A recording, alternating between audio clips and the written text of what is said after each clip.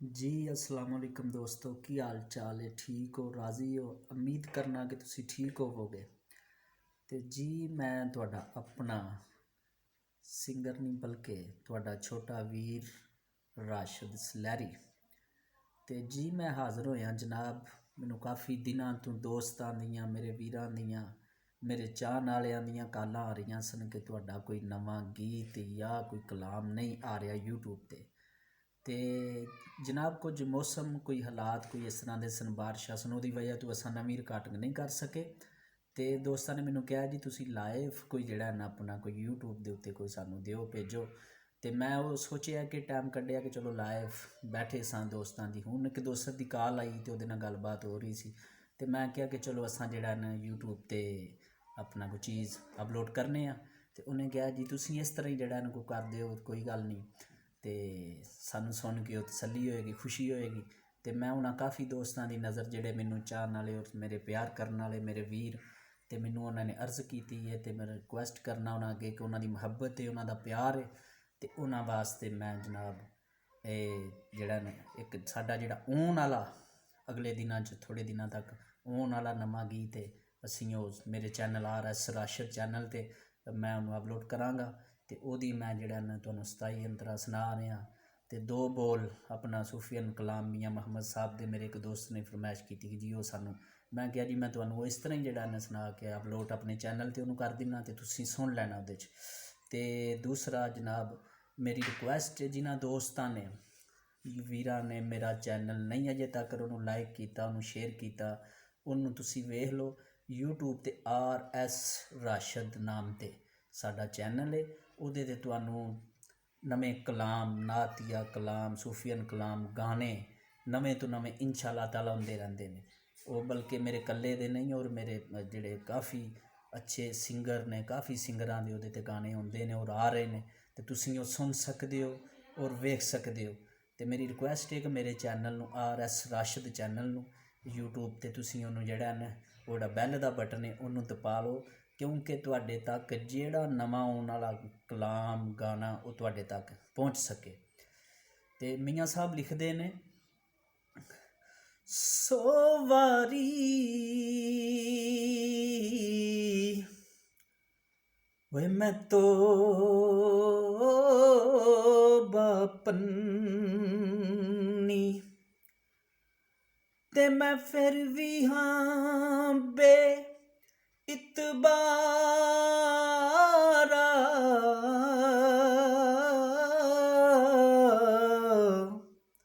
ते कर्म तेरे दियां या मौला। ते मैं फिर भी आसां रखण वाला।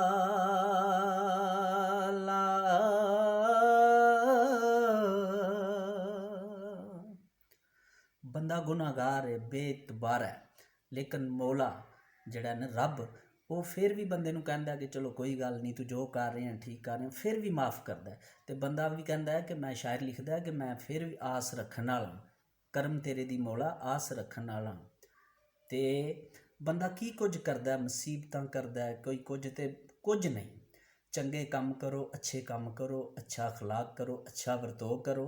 जदों बंदा टुर जाता है ना, जिन्हां वास्ते बंदा ठगियां चोरियां बंदा इन्ना कुछ करता फिरदा, दाह लांदा फिरदा लोकां नूं, ते ओह की कहंदे ने जदों मज्जी ते मर जांदा, पै जांदा ना जानदी फिर, ते ओह की कहंदे ने घर वाले किवें की करदे ने, लप्पी बुक्की मिट्टी पौंदे ते करदे टेर उचेड़ा। ओ लप्पी बुक्की मिट्टी पौंदे ते करदे टेर उचेड़ा। ओ मंग दवावां घरां नूं जांदे ते परत नी पाउंदे फेरा।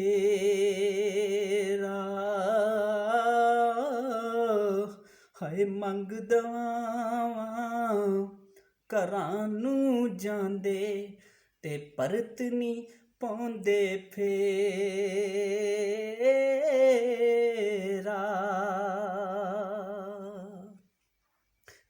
ਉਹਦੇ ਹੱਲ ਲਾਉਂਦੇ ਹਾਂ ਕਿ ਜਿਹੜੇ ਦੋਸਤ ਕਹਿ ਰਹੇ ਨੇ ਦੂਸਰੇ ਕੰਮ ਵੱਲ ਫਰਮਾਇਸ਼, ਅਤੇ ਉਹ ਅਸੀਂ ਤੁਹਾਨੂੰ ਦੱਸਣੇ ਆ ਕਿ ਕੀ ਆ ਰਿਹਾ ਥੋੜ੍ਹੇ ਦਿਨਾਂ ਤੱਕ, ਅਤੇ ਉਹ ਮੈਂ ਦੋਸਤਾਂ ਨੂੰ ਸੁਣਾ ਰਿਹਾ। ਕਦੀ ਪੈਂਦੀ ਨਾ ਸਜਣਾ ਸਾਡੀ ਇੱਕ ਪਲ ਵੀ ਦੂਰੀ,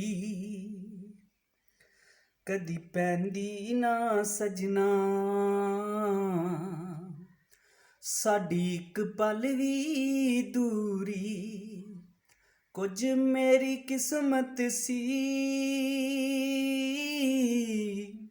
ਕੁਝ ਮੇਰੀ ਕਿਸਮਤ ਸੀ, ਕੁਝ ਤੇਰੀ ਮਜਬੂਰੀ, ਕਦੀ ਪੈਂਦੀ ਨਾ ਸਜਣਾ ਸਾਡੀ ਇੱਕ ਪਲ ਵੀ ਦੂਰੀ।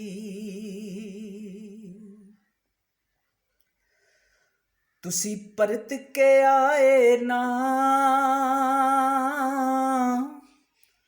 ਅਸੀਂ ਰਾਵਾਂ ਤੱਕਦੇ ਰਹੇ,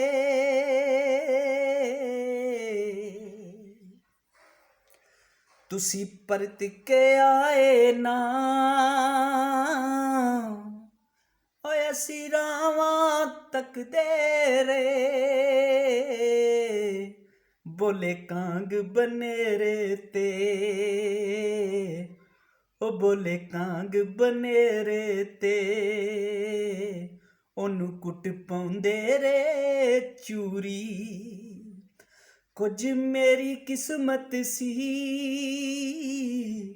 ਕੁਝ ਤੇਰੀ ਮਜਬੂਰੀ, ਕਦੀ ਪੈਂਦੀ ਨਾ ਸਜਣਾ ਉਹ ਸਾਡੀ ਇੱਕ ਪਲ ਵੀ ਦੂਰੀ।